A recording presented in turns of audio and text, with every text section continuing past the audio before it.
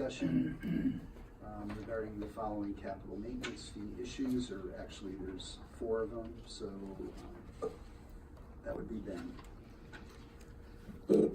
As part of our ongoing discussion of the proposed rate increase going forward, there's 4 items that we wanted to bring to the board today. One is informational, and the other 3 are for potential direction to staff. For our use of meter size to determine the amount of CMF, upsized residential meters. Is there a hard copy? Pardon me? Is there a hard copy of the slides?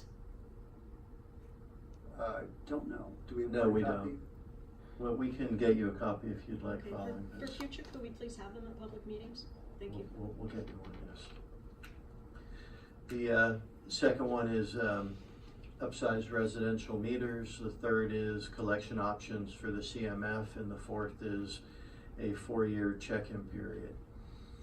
On the first, this is an informational item for the board, but perhaps more so for the public, as this issue has come up a bit.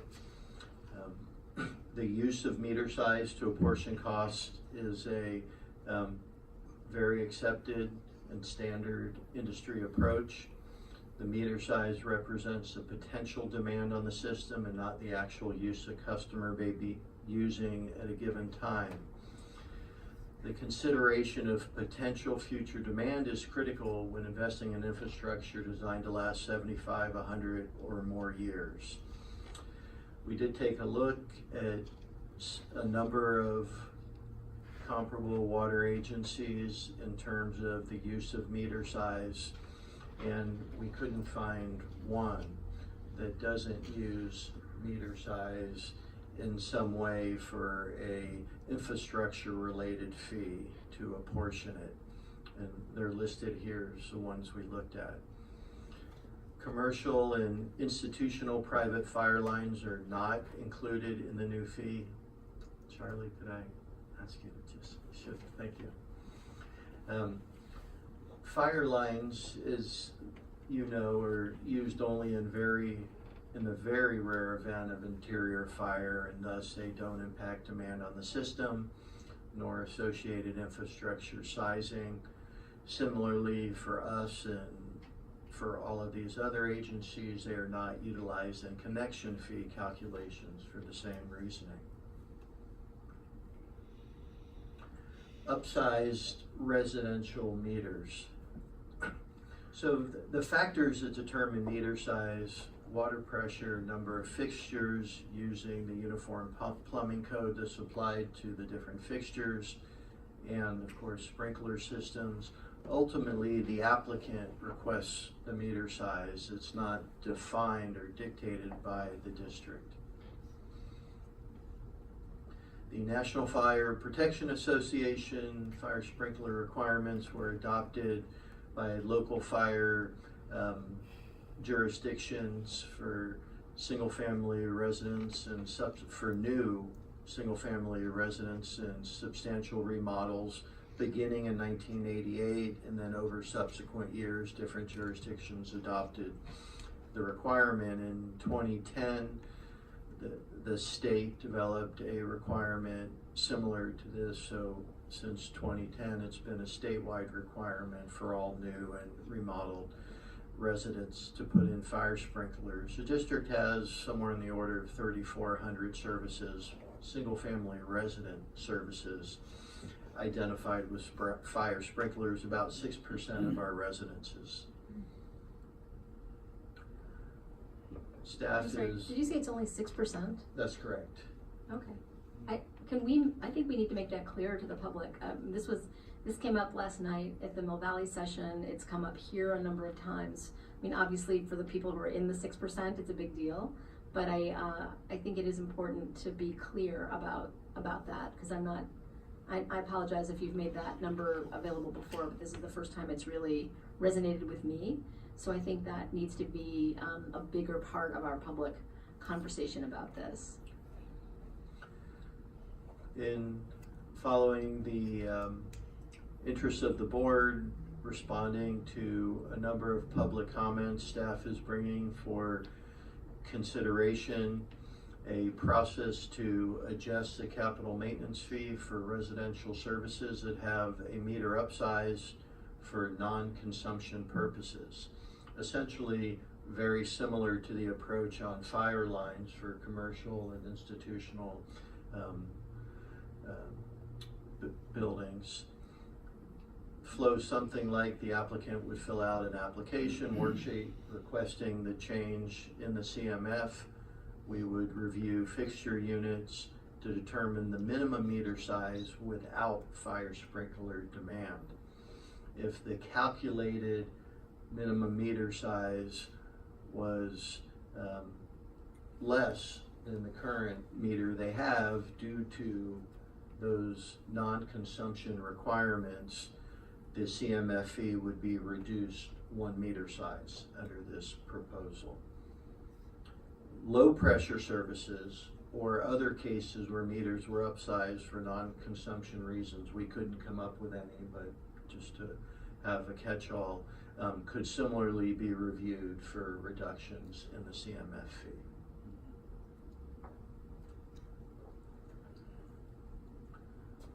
So I was planning to, if it works for the board, to roll, I'm sorry. Did you want us to do all our questions at the end? I was, at your pleasure, I'll take them. From a process standpoint, I was thinking I could roll through them, of course, responding to any questions you have. If you'd like to. I just have a quick one. Then go to the public, but I did want to then loop back to these and see if there's any board direction on these 3 items. So I just have a quick question about, could we go back 1 slide? So this proposal, because we have heard from a number of the members of the public about this in very, very intense terms. I'm just wondering if this is something that you have yet had an opportunity to discuss with any of the people who have brought this to these meetings or met with any of the staff in private. Not the specific components Okay. of this. Our intent was to bring it here and get some feedback from Sure. the board. Sure, but, and I don't mean to preempt that conversation, but I guess I just want to put out there that regardless of where we go tonight, that this proposal be discussed with those folks who have made an issue of it, especially since we heard about it again last night on at the Mill Valley City Council. One of the members seemed quite anxious about it.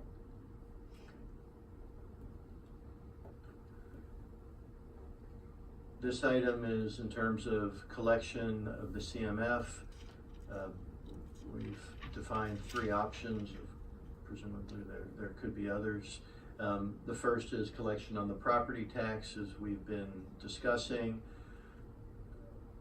Under the design that high quality water along with a sustainable water system infrastructure does support the maintenance of property values, and the approach of putting this fee on the property tax bill as property owners versus renters or tenants pay the CMF. Did want to note, because a question has come up, that the county would charge approximately $50,000 to provide this collection service for us. The second alternative is bi-monthly bill. That would, from a accounting standpoint, be a bit helpful, that it would smooth cash flow since it would be collected bi-monthly instead of twice a year. It would also provide a bit of a benefit in terms of billing accounts that do not receive property tax bills, namely cities and districts and the like. And then the third's a hybrid approach that I suppose from my perspective may be a bit of a sweet spot, where we would place it on the bi-monthly bill for an initial year and then go to the property bill for the reasons noted, and that would provide smoothing of cash flow, particularly in the first year of implementation of this. It would address, at least in part, maybe large part, some transparency concerns that we've heard, and that it would be very visible on the bi-monthly bill, and there'd be no questions about the impact to individual customers. and then following that initial year would go on the property tax bill. And then the final item we're bringing to you tonight here is consideration of a 4-year check-in period. In 4 years during development of the biannual budget, and it also meshes with the 4-year 4% a year rate increase going forward. The capital maintenance fee under this proposal would be reviewed for adequacy to fund the CIP and watershed related activities, and related to, of course, the appropriate amount that should be charged with the CMF. During that time period, staff would be working with the community advisory panel and other interested members of the public to review the CMF approach and inform the board in your consideration of any changes to the CMF or the capital program. And as noted, the 4 years was selected given we'll be doing a 2-year budget at that point, and also reviewing any revenue adjustment needed, so it would fold well into that process. So next steps, we do have a board meeting next week, the 2 community workshops on this proposed rate increase, our rate hearing, and then moving to adoption of the budget. Could we, just as a follow-up to Mimi's request, could we post the PowerPoints on the webpage where we've got our rate information? Staff is now, we looked into that, and staff is developing an approach, at least in the interim. The system we have doesn't facilitate doing that, but we are moving forward, and we'll be bringing it to the board in terms of what we're doing to post both the recordings of the meeting and other material that was provided to the board in meetings. I'm just being a little cryptic, and I don't intend to be, but the on the page where you see the board packets, it won't be there, but it will be clear that hit this link to go to a page that will have the meetings and the recordings and other material provided to the board. So will it have PDFs of the slides? That's our intent. Yeah, okay, so that's, Yeah. I mean, that's the same thing. Yeah. That's just so the information gets out there. Yeah. So I would hope in the next few weeks to have that live. Yeah. Okay, good. Great. Any questions from the board? You know, I think it would be helpful to go back to the first slide and walk through them so we can just look at them again, and the public can look at them again with us. Because there are comments. Thank you. So this was the informational item. Questions on that?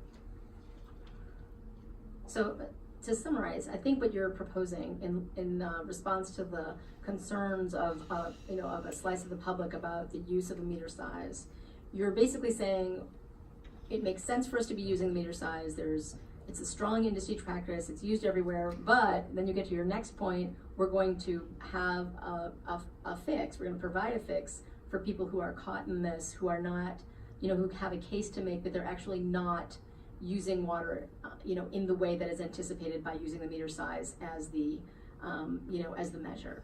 Am I understanding the first 2 items and how they fit together? Yes, I would add that it's not water use. It's that the meter is sized for reasons other than consumption. Right. No, I understand.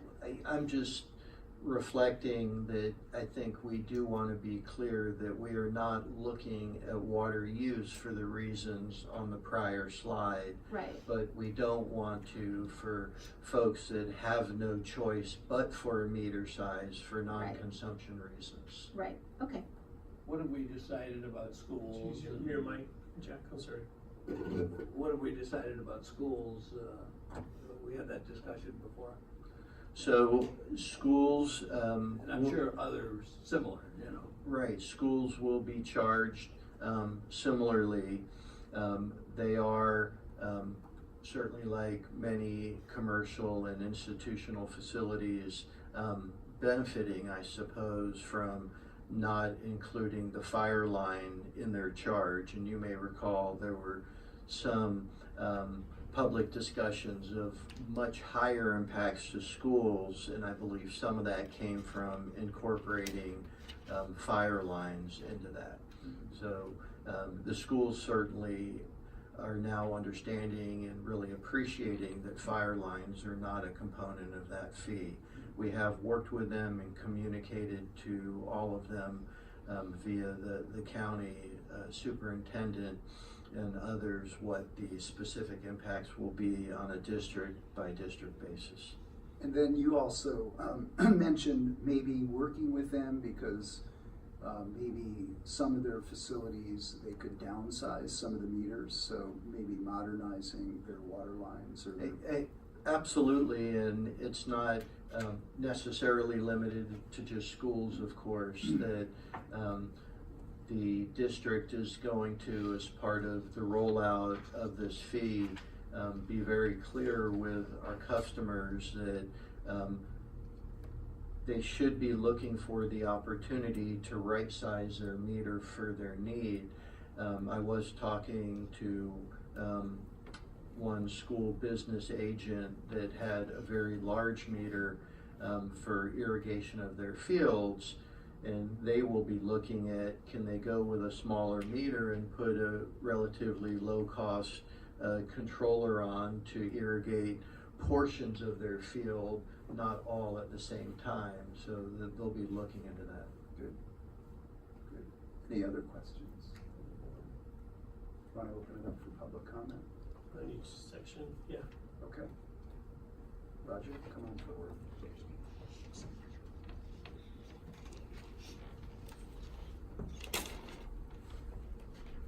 Roger Roberts, resident of San Rafael. I want to compliment the staff on this report, and I really only want to comment on the options for collecting the fee associated with the capital management fee. From a purely financial standpoint, it makes sense for cash flow reasons to collect the fees either on a monthly or bi-monthly basis, especially if you're going to be expecting a continuing low level of short-term interest rates. Because the only reason for, financially speaking, just financially speaking, to accept the property tax billing solution is if you could reinvest the money during the interim while you're taking that money on a biannual basis. If the rate of return on investment in the market makes it worth your while. That's not likely in the near future, certainly. And even though you're doing it, even if you did do it on a cash flow basis now, you could always change it later if interest rates move up. Thank you.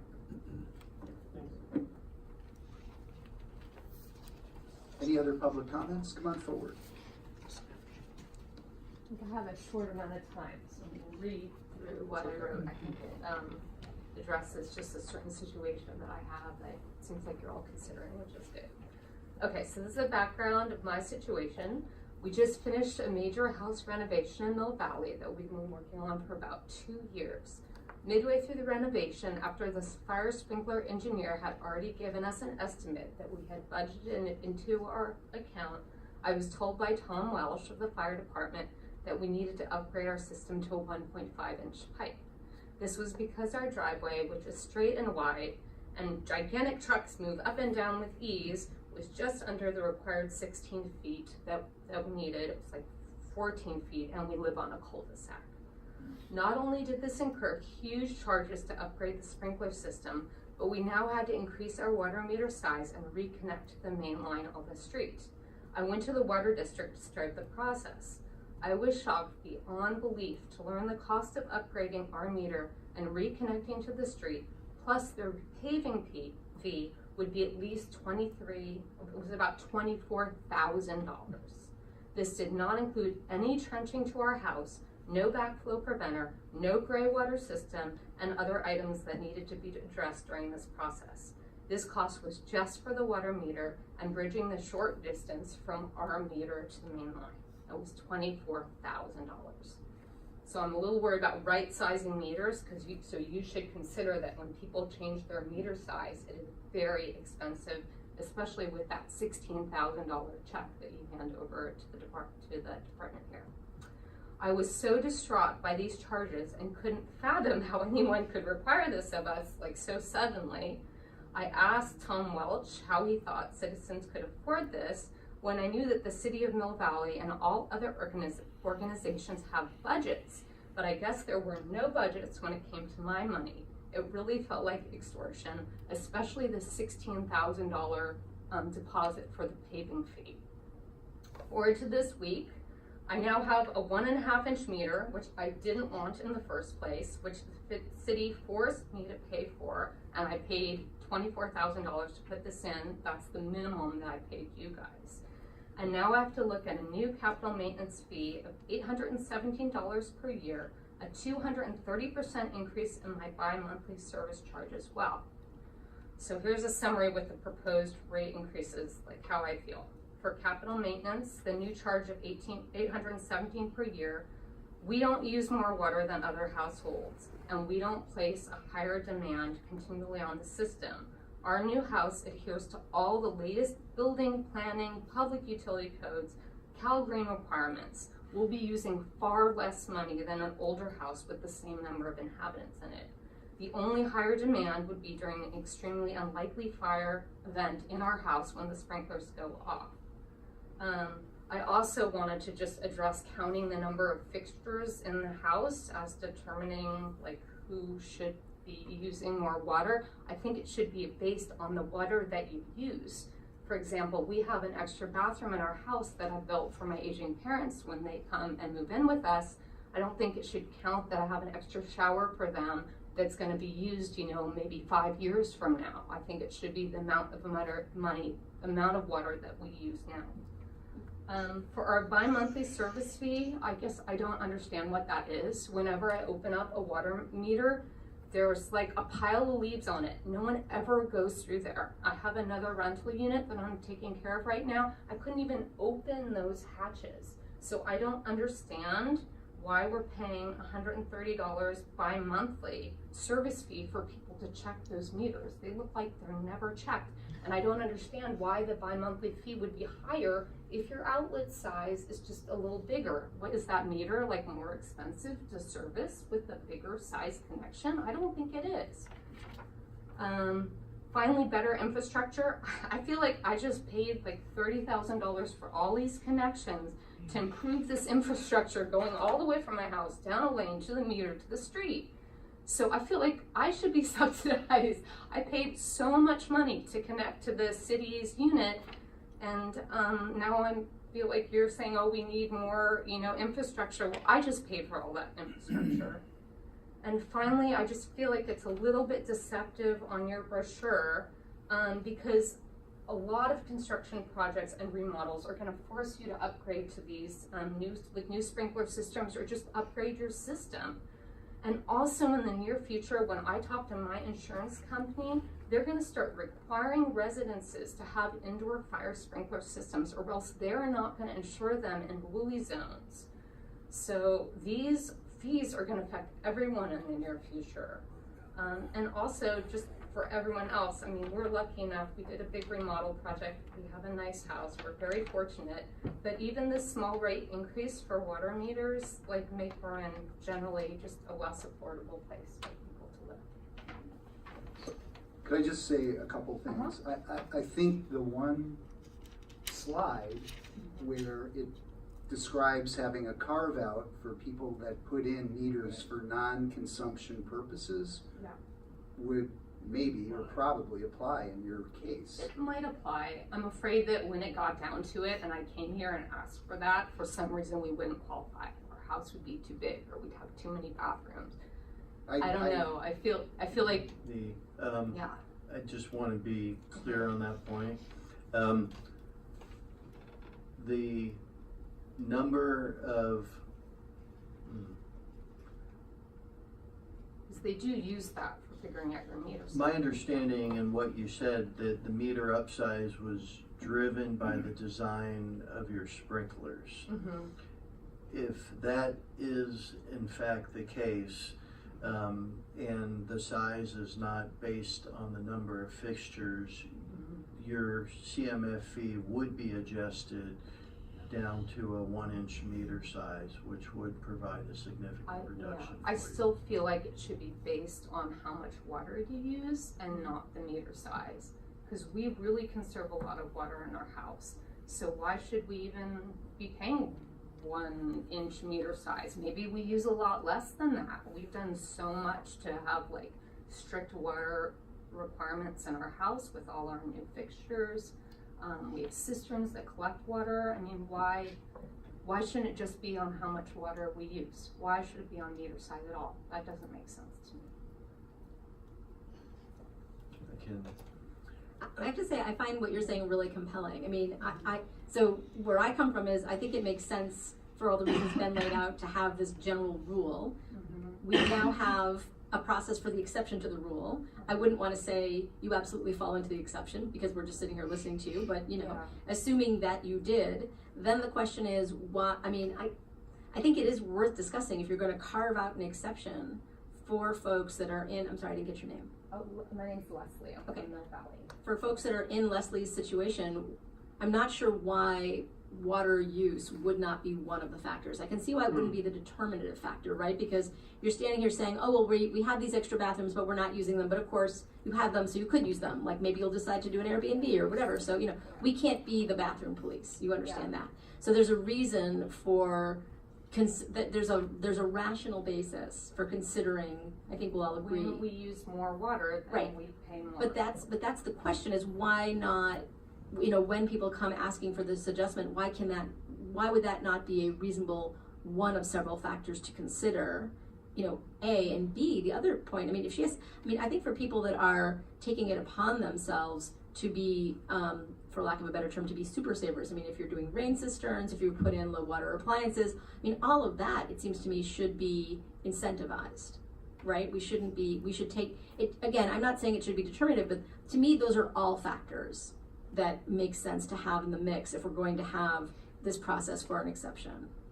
I think that's a very forward way of looking at But things. I think we also need to consider that we are in a time of extreme climate variability. And Right. one of the issues that we have to deal with as a district in being able to provide water to the community is in years where we have drought, we're all going to be using less water, but it's still going to pretty much cost the same to deliver that service. And so I think, you know, my wife and I use 40 gallons a day per person, which is probably the neighborhood in which you operate.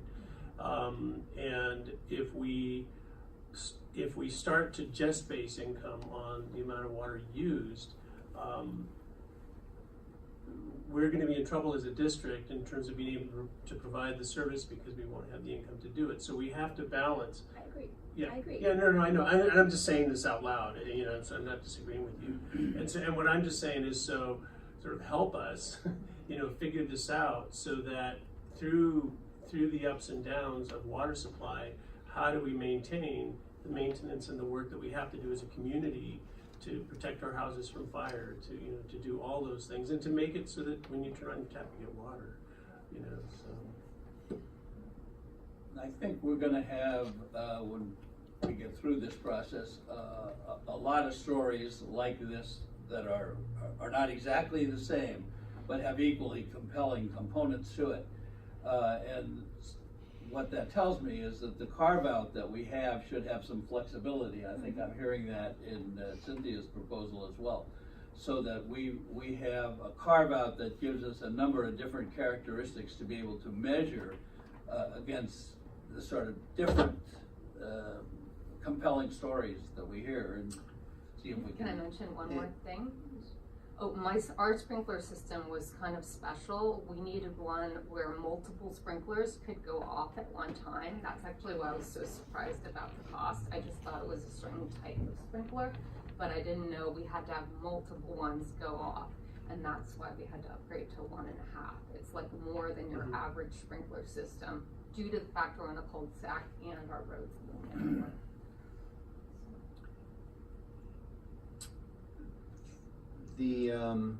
bit. I wanted to reflect a minute that our rate structure, similar to many water agencies, do not rely, as the board understands, just on usage.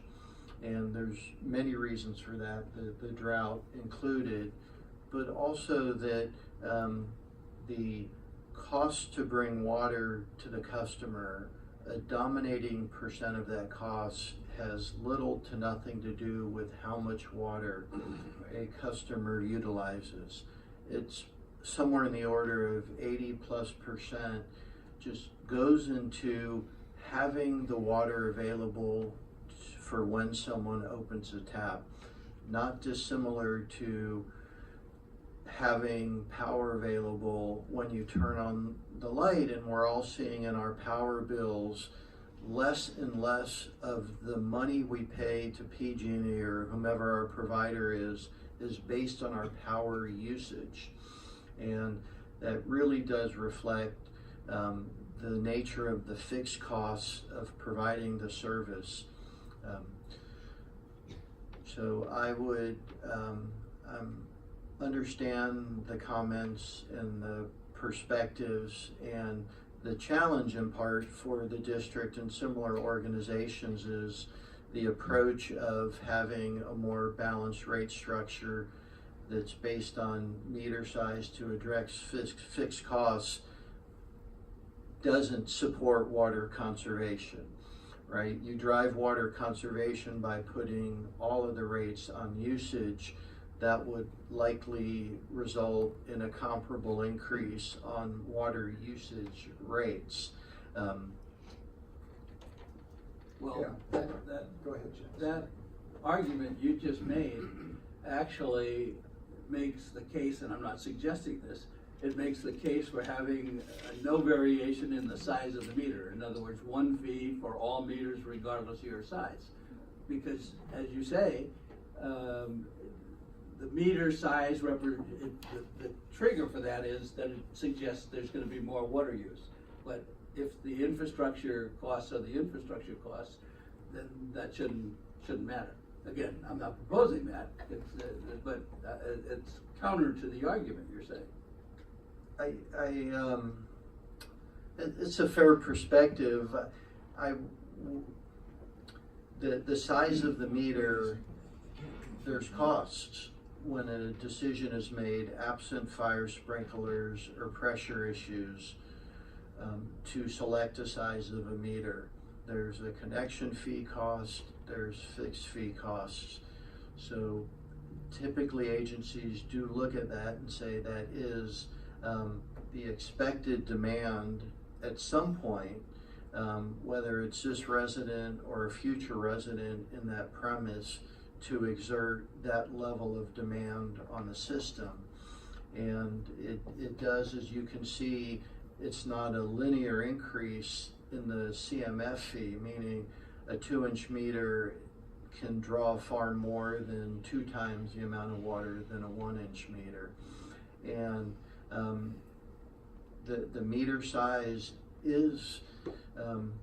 does fix the opening, the orifice of how much water can be pulled from the system, and all of the infrastructure in back of that meter to support that demand, whether it be now or in the future, whether it's water supply, dams, tanks, pumps, and line sizing are done to support projected future demand on the system, at least partially indicated by the size meters folks are putting in.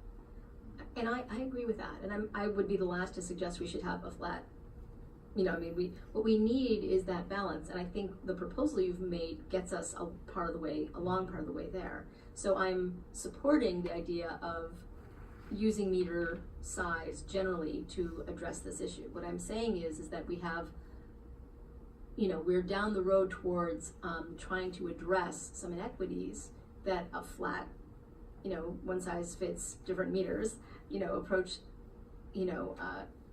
results in. And all I'm saying is that if we're going to have a carve out, that it does seem to me that it's not unreasonable as one of the factors in considering whether to grant somebody a carve out is the extent to which they are using water and have made above and beyond investments of their own in resilience. And I'm not saying, again, it should be determinative, but if we are going to make a case-by-case determination, as I believe you are proposing, I don't think it's unreasonable to consider the factors that Leslie has suggested, and I think a few others as well. I think there's a simple solution here. If we just add one more item to the list, Yeah. which is the water usage of the home, and compare that to what the average or minimum, or however you want to put it, water usage is, or typical usage for that. Because, first of all, remember, this only affects 6% of the folks. Right. You fall into that 6%. More are likely to fall into it, as you pointed out, because the insurance companies may say, no sprinklers, no insurance, which will change the dynamics of that completely. But I think we've addressed the concept. The problem is, I think we're sort of stuck in the old way of thinking, which is meter size equals demand. And that's where the problem is. When you get a situation like Leslie's, she hasn't increased her demand, she just increased her meter size. And while I fully understand and appreciate the concept of attaching the demand size to the meter size, because that's kind of the classic way it's been looked at, then you look at those and you see where you are in terms of supplying all that water. But the reality is, just because she has, or a person has that capacity, doesn't mean they're ever going to use it. So I think we need to, like I say, if we added one more in there and said, if your water flow in the last year was such that you are a 5/8 meter, then we call you a 5/8 meter. Again, I think it should just be one of the factors. It shouldn't be determinative. It's just one. Right. One more. Right. And I would add to that, and I know this is the third time I'm saying it, but I don't seem to be able to get any traction on it, so maybe we can answer it this time. For folks who are making an additional investment in cisterns, in gray water, we don't require that. So those are people who are able to demonstrate by virtue of their own investment that they are not going to be a pull on the system, that they are investing in resilience above and beyond what we are. They are basically creating infrastructure that the district and all of our other ratepayers, in a small way, are benefiting from.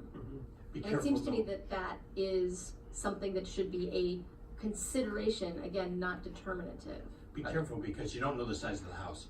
So, Okay. you're correct on the outside That's why I'm usage. saying it should be a factor and not determinative. If we're gonna do a case-by-case comparison, that's all I'm saying. I could, if it would work for the board, take this conversation as direction to take a look at this. I'm hearing generally the board does like an approach to address these upsized meters, and take another look based on some of the comments that we've heard. It's just adding the factors that Cynthia Right. has focused on as additional factors Right. in consideration. Right. I would say, I don't want to speculate. Right. Why don't we go back and Yeah. take a look and bring us? Yeah, and the other thing, it's gotta pass muster with 218. Right. So that's, That's absolutely we're somewhat Yeah. circumscribed Right, in how we bill. right. It's gotta be cost of service, and there's Right. certain legal criteria, so Right. it's gotta go through that Exactly, filter right, too. I agree. So, And Yeah. assuming that it does, it just, Just- right. it's just for Leslie's understanding. So we are sort of in a pretty narrow space as far as setting these rates. Right. But I would also say that looking ahead, it makes sense to make literally a list of the conservation measures that individuals can take with their homes, and Right. somehow recognizing that in future, figuring that out in the future, but putting it on paper Be now. careful though, because that's already integrated into the bill they pay, because they're going to use less water, so they're going to be paying less. So there's Understood. already a benefit that they achieve from that. Yeah. I think I understand your personal situation, but the thing that really perked my ears was her comment that the insurers are headed towards requiring sprinklers. I think we need to tie that down. And if that indeed, our insurers haven't said that to us, but that doesn't surprise me at all. I think we should find out who her carrier is and pursue that to find out if this is really coming, because we could heads up the public for one thing to tell them it's coming. And second, it's going to dramatically affect this issue. We're going to see this over and over and over again as they stand there and say, you either put it in or you don't have insurance.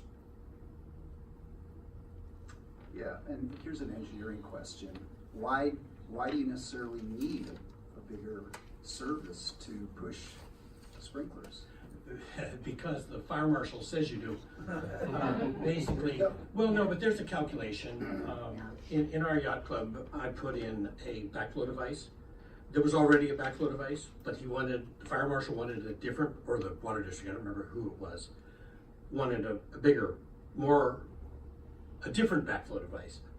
And I actually had to go to the fire marshal and do the calculations to convince him that we could, which may not seem like a big deal, leave the existing device, which was underground, a double check, replace it with a reduced pressure device, which is above ground, and leave them in series. Now, because we have 135 pounds per square inch pressure where I live, we have a lot. So it wasn't an issue. It was easy to do. But the answer to your question is, there are calculations made by the fire marshal that grants out, just as her case was, I didn't quite follow the thing with the driveway 16 feet. I guess that's for a fire truck to come down or something.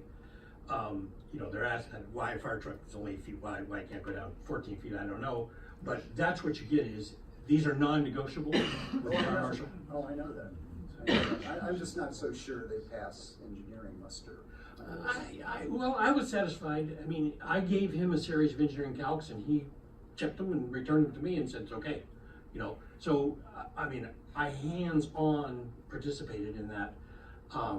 But it is just a table and and I don't know what, It's the fire code. I would think most places have got multiple sprinklers. It's the uniform fire code is what they're. NFPA, yeah. Yeah. Sure. Larry?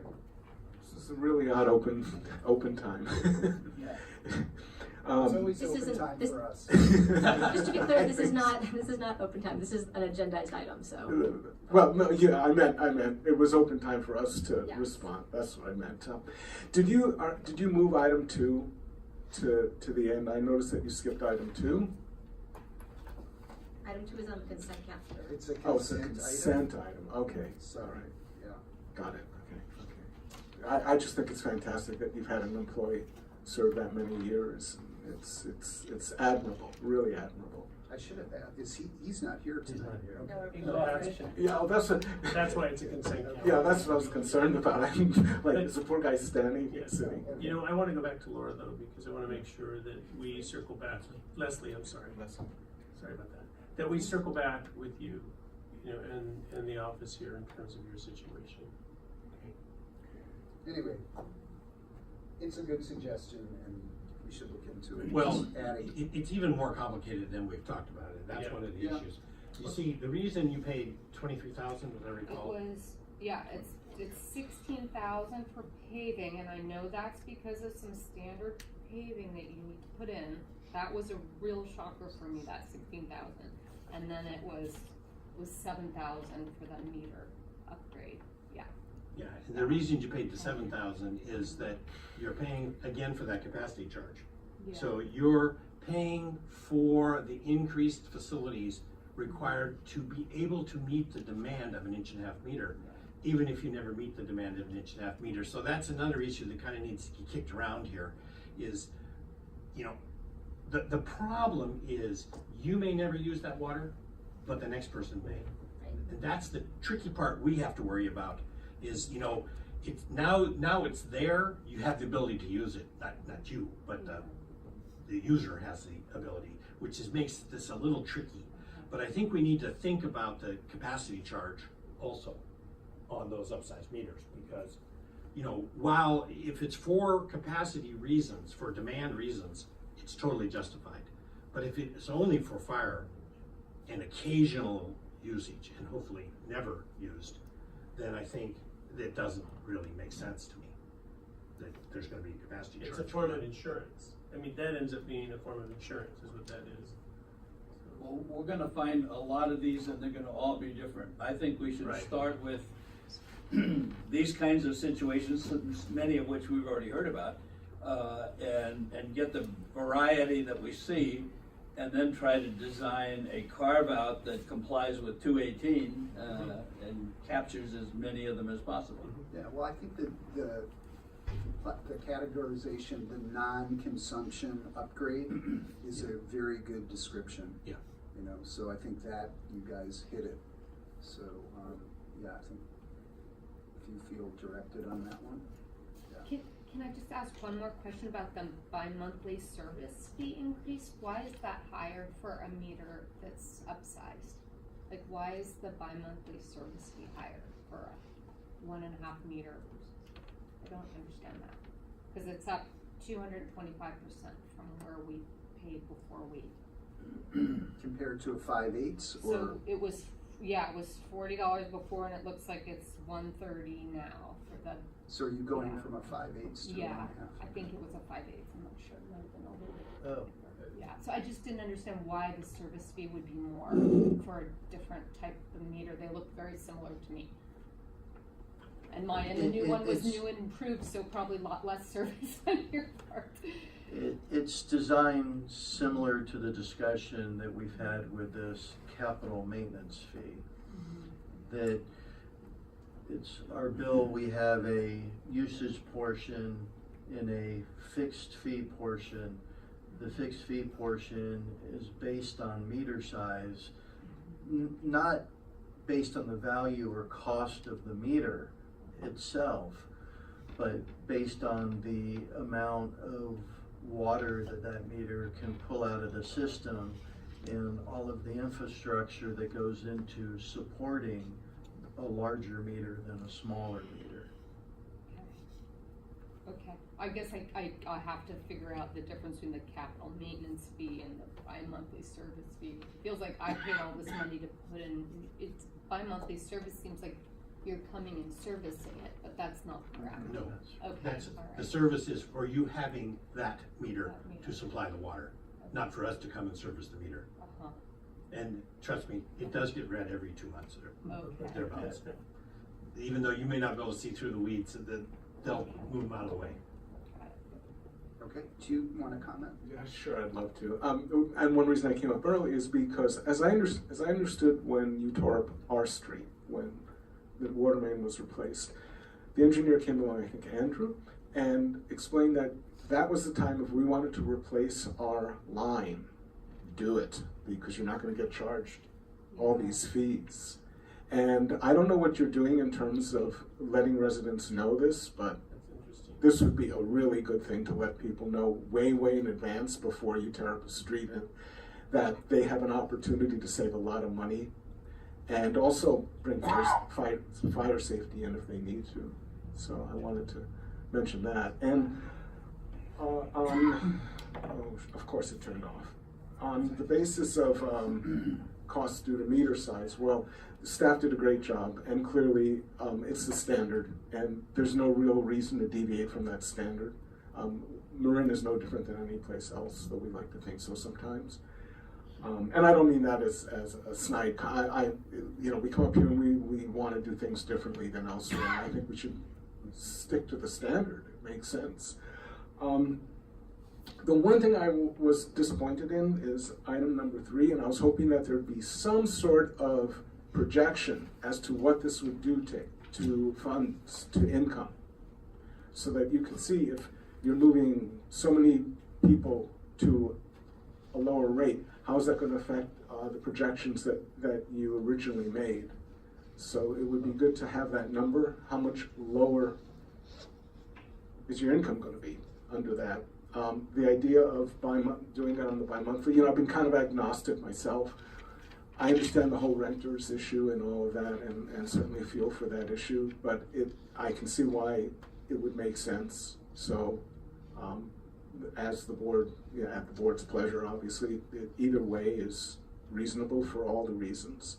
And also agree with the 4-year public check-in. Yeah. And those are my comments. Thank you. Thanks.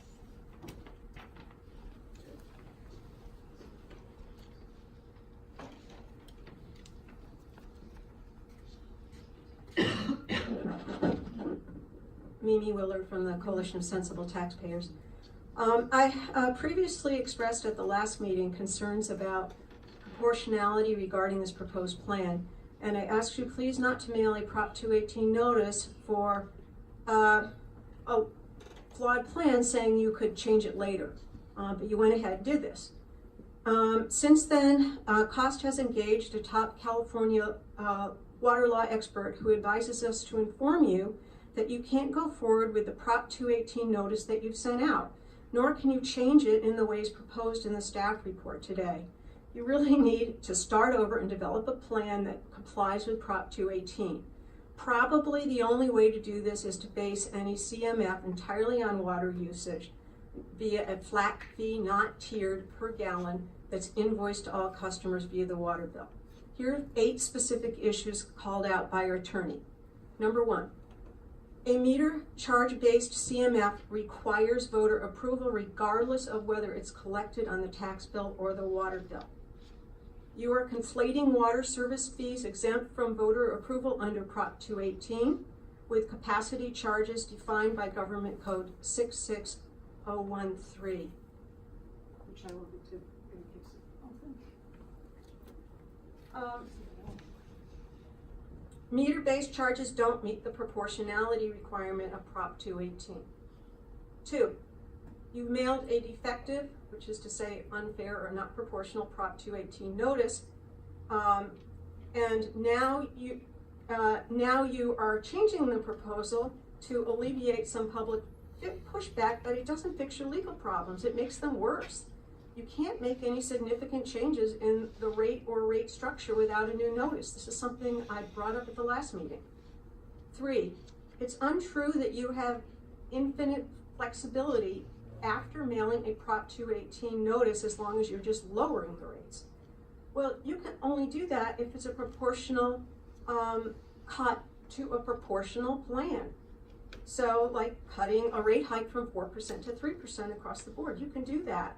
But if the original plan isn't proportional, that's not going to be fixed by simply tinkering with the elements that made people mad.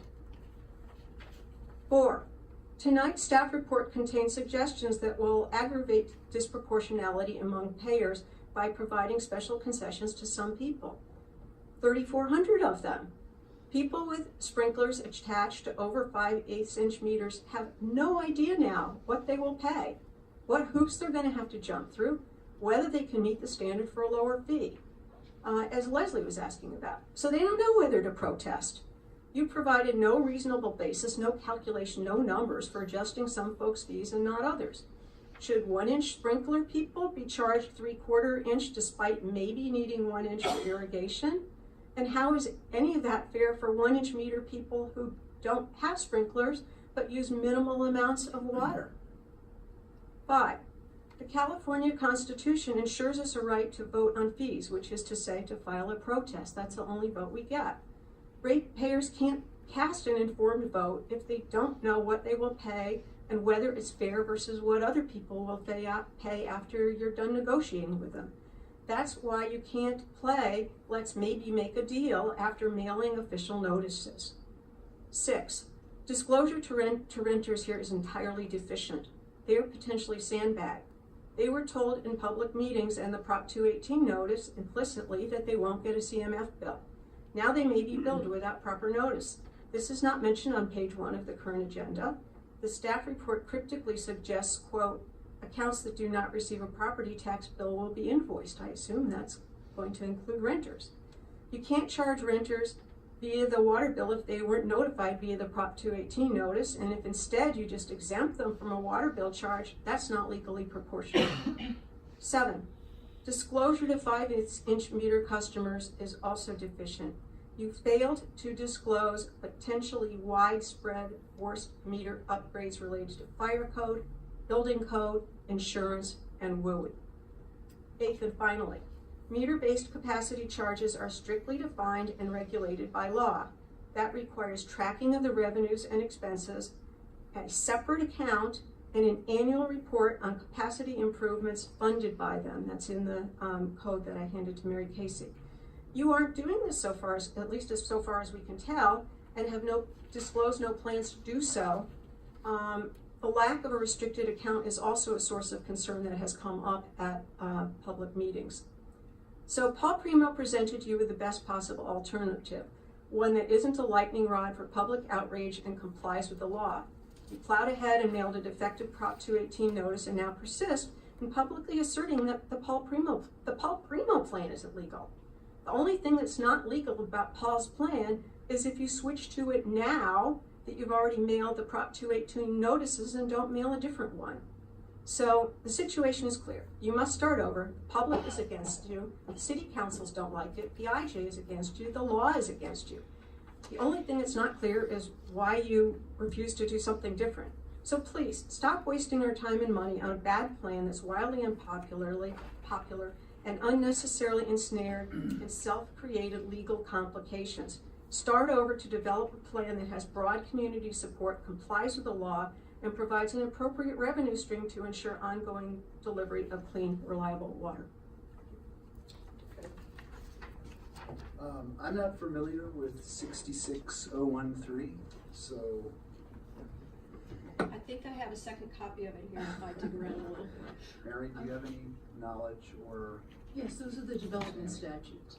I think the first thing to think about is under Article 13D6, which is Prop 218, the fees that the board is teeing up here are property-related fees, and the process that we have gone through is completely legitimate. The 218 notice actually provides that the board can either collect the CMF on the tax roll or on the monthly bill, so that's covered in there.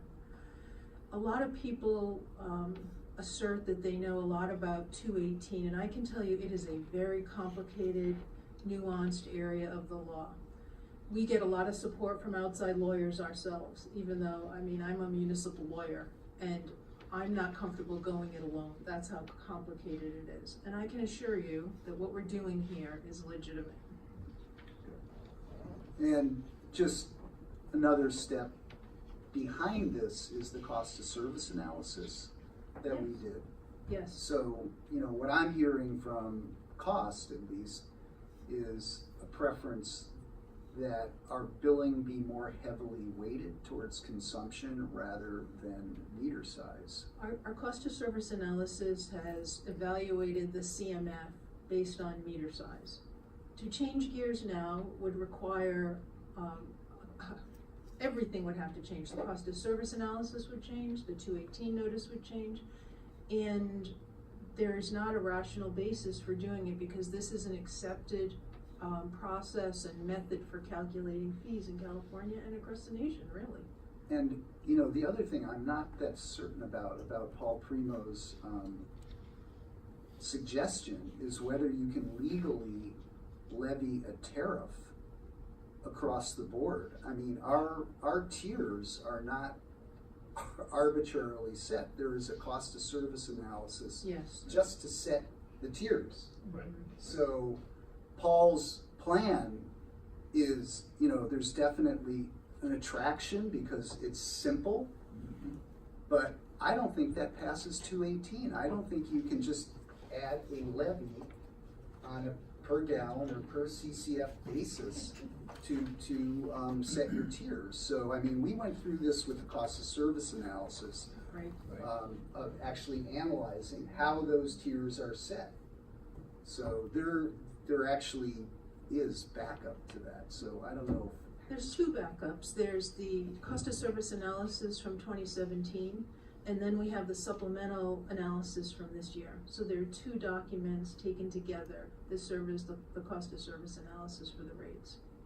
And they're mathematically, economically calculated based on the M1 manuals for proportionality. So it's easy to argue that fees are not proportional. you have to dive into the math and dive into the cost of service analysis to fully evaluate it. You know, I also want to say something else, and that is when outside of the 218 period, when customers come to us asking for some adjustment based on the conditions in which they are operating relative to their water use, their water meter, we work with them year round all the time.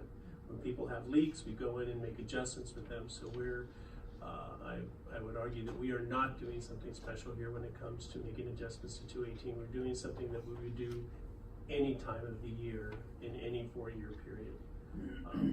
And I want to make sure that we go through some of the other slides because I think you had some questions or requesting board direction. Okay. So the next one is the CMF collection alternatives, the property tax, the bi-monthly bill, and then option 3, the hybrid approach that staff is thinking may address some of the issues that have been raised along with facilitating the implementation of this fee. Can I just say something? When I at least thought about putting on the property tax bill at that time, when this first came up 2 years ago, we didn't have a tax reform bill. Yes. So the contemplation was not to put it there in order to secrete it from public scrutiny. It was to make it essentially a deduction for folks. So just to make that clear to the public, you know, now we're taking other things into consideration, among which are just the practical, whether we can actually get that done this year. But that was, I think, that was at least my original thinking, and I know it was discussed on the board. So. I think it was everybody's thinking. Yeah. Is that fair to say? Yeah. Okay. So, I mean, are you also saying that, I would be tending towards a bi-monthly bill option? I think. Yeah, that's especially where we're with, gonna go. you know, having a 50K charge to have the county act as a tax collector, and as Roger and others have pointed out, you know, having a smoothing the cash flow stream makes sense, and so. We may have to this year. Although remember that we've had the fire flow fee on there for 25 years. No, I understand, but I think that the tax credit really was what that conversation was about. Yeah, that was the original thought. Well, I think there's a little more to it. As Ben pointed out in the Belvedere City Council meeting, which I thought was right on, which is this, that the thinking about putting on the property tax bill is that it more appropriately belongs to the owner of the property, because it's kind of like a cash call in a corporation, that this is a fee that's going to improve the infrastructure of the company that's owned by the 60,000 members we have who are water users, as opposed to a tenant who may pay it in the long run, but in the short run, they aren't billed that amount because it's not their responsibility in the long run. Right. You know, like I say, they may end up with it because landlords aren't going to eat everything, right? But in the short view of it, if you look at it simplistically, it's a cost that belongs with the property owner, not with the water user. Right. The other thing to consider is that I think the salt deductions are likely to come back. Right. I think that's, It's also a good point. I mean, Yeah, they may. yeah, I Sure. mean, there's at least 3 or 4 different proposals kicking around now, and, you know. Well, also remember, to commercial property owners, the salt issue never went away. Right. You know, it's a deduction from capital, from operating cost. So if you're a commercial landowner, you know, your corporation still gets the salt benefit regardless of any limitations. I on think But it. here, if I we're remember correctly, the bill that took 92% it away residential though, It has so. a sunset provision. That you don't know how they're owned though. Well, Yeah. So then, does that make it sound like perhaps the hybrid approach is a way to go? We go with bi-monthly billing to start and then place it on the. I don't really understand that option, that just seems more complicated to me. It's designed to maintain the direction of the property tax if the board thinks for the reasons discussed that makes sense, and to facilitate the implementation of the fee, both from an internal process standpoint, cash flow, as well as transparency to the customer. So on that theory, are you saying that, I think Larry said that the reason we brought up the argument of not putting it on the property tax bill is because of the mechanical difficulty of getting it all set up. But your proposal, as I understand it, is we would iron that out and then it would be on the tax bill. That would be under alternative 3, and that's my recommendation to the board. Oh. We could also, in consideration of the 4-year check-in, that this would be an element that would be part of that check-in process. Yeah, I mean, but yeah, right now, we pretty much have to go on the bi-monthly bill, so that's where it is. So that's gonna be pretty transparent. But it would be for the year. What we will need, for clarification, if I may, we will need clarity from the board. It's advisable that we would have clarity from the board on the distinction between option 2 and 3 going forward, at least right until the 4-year check-in point. Mm-hmm. We have to give you enough advance notice to prepare to put it on the property tax bill. Yeah. Right, but specifically what I'm looking for is direction going forward, to both be able to communicate to the public where we're headed, as well as to plan as we begin to draft up the ordinance as we start moving towards the rate hearing timeframe, which direction you would like us to head. And if I understand your recommendation is that we would elect to put it on the tax bill, but not for a year. Correct. So the initial year would be on the bi-monthly bill, and then we would put it on the property tax bill, and then this would be one of a number of elements that we'd be reviewing over this time frame with the 4 years. advisory panel, and have a formal check-in process at the 4-year time frame. Right, okay.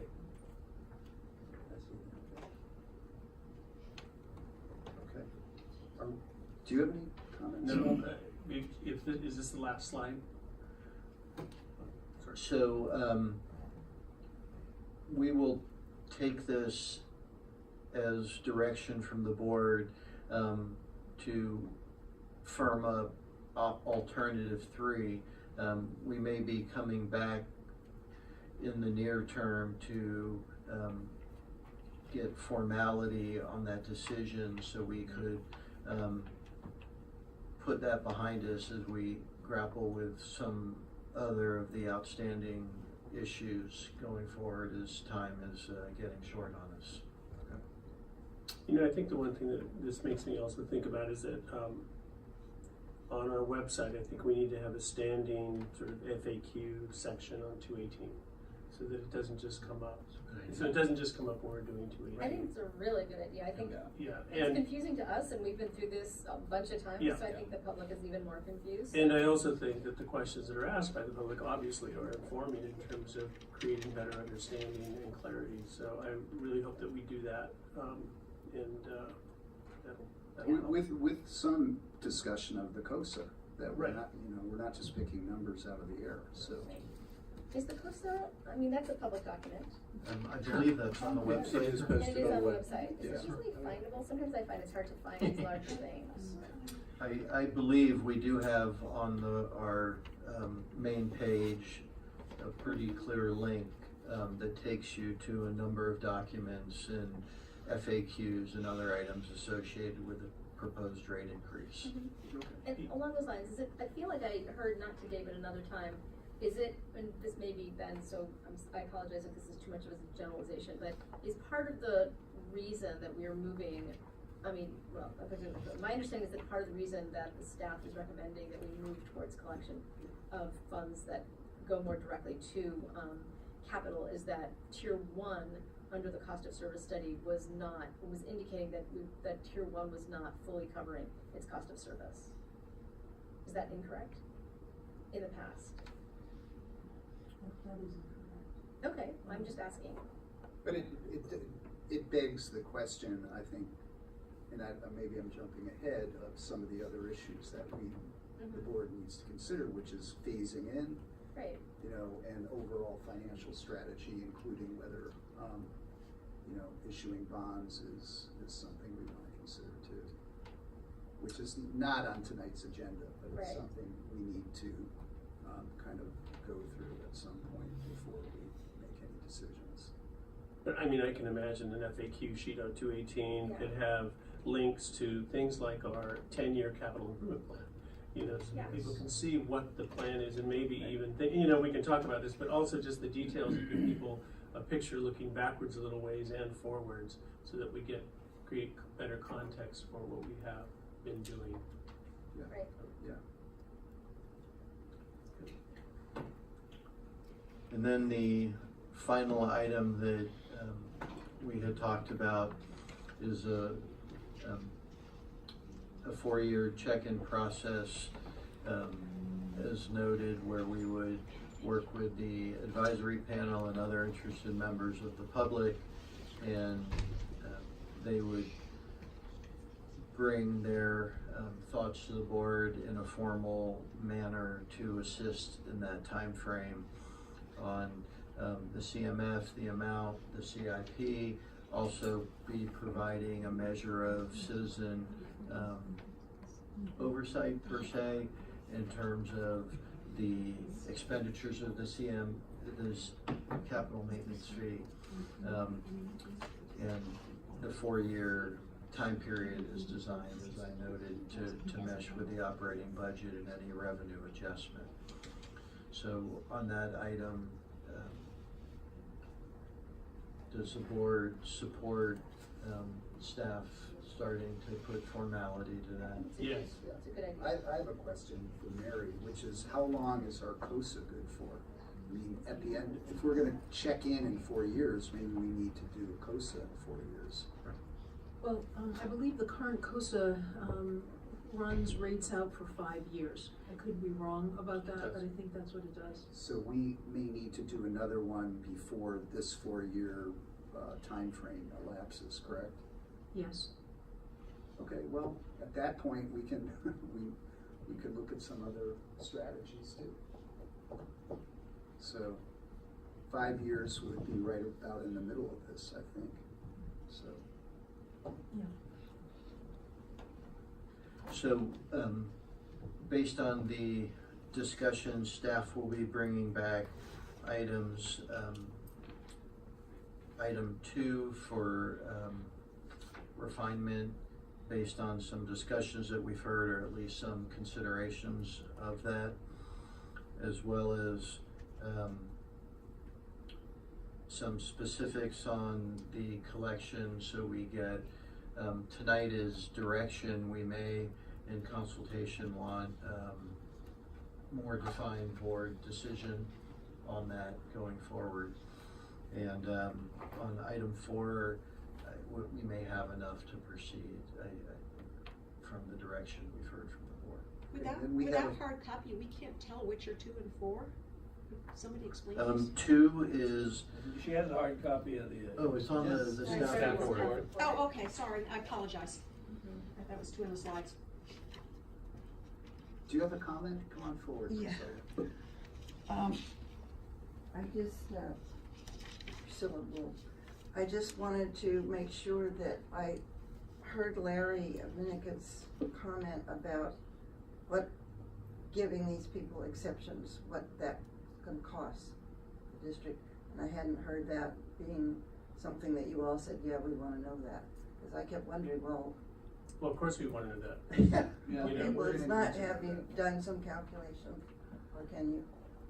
I don't need the answer now. Well, but just- we've taken a look. I think based on the discussion, we would bring that item, when we bring this back for formal decision by the board, we would bring the revenue impact.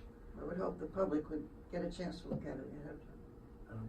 Absolutely. Because, you know, I'm sort of have a different approach. I want you guys to have more money and spend it, because obviously this proposal is not gonna cover all the needs you have. Right. So, it's 6% of the people, but that didn't translate into a number. to me. 3,400.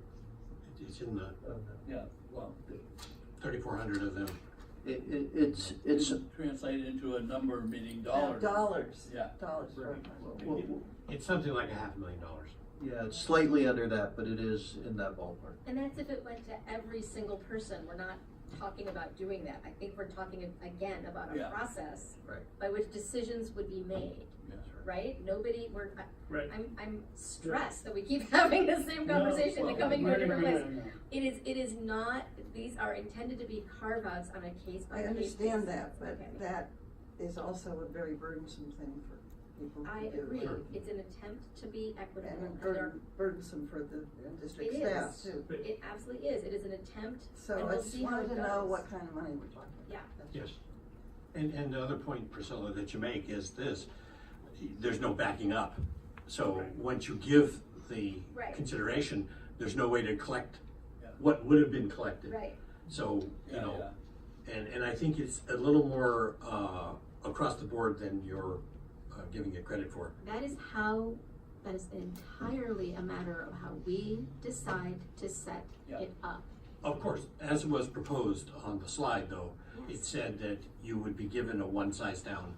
I agree, and what But to qualify. I'm apparently you'd not have to speaking meet English the- tonight, and I don't know why. Sorry, To qualify, you'd have to meet a series of characteristics. just the ones on the page. Well, I mean, that's what they're, no, maybe more or less, No. that's what they're gonna work out, that's the plan to be yet developed. That's not what I heard. Okay, so I think this needs to be rediscussed, because here's what I heard. I heard we are trying to create a carve-out that would allow for the district to have all the discretion it needs to make the decision, and that we're coming up with criteria that would inform the decision. Not that the criteria would be applied uniformly without any discretion, without any consideration. The entire, at least that's what I heard. So if we're not on the same page about that, then we probably need to go back to this conversation. We'll incorporate these questions when we bring this back at the next Okay. board meeting. You're gonna look at the additional criteria we Right. discussed tonight, so I think that's pretty clear. Also, there's one other thing that's bothering me, it's minor.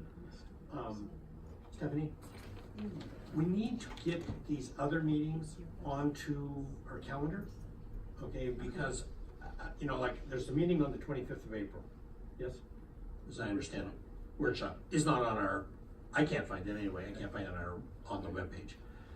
So we need to figure out, there's a finance meeting on that day, you know, that says that, but it doesn't say anything about this other meeting. The workshop. It may be hidden in there somewhere, but I couldn't find it.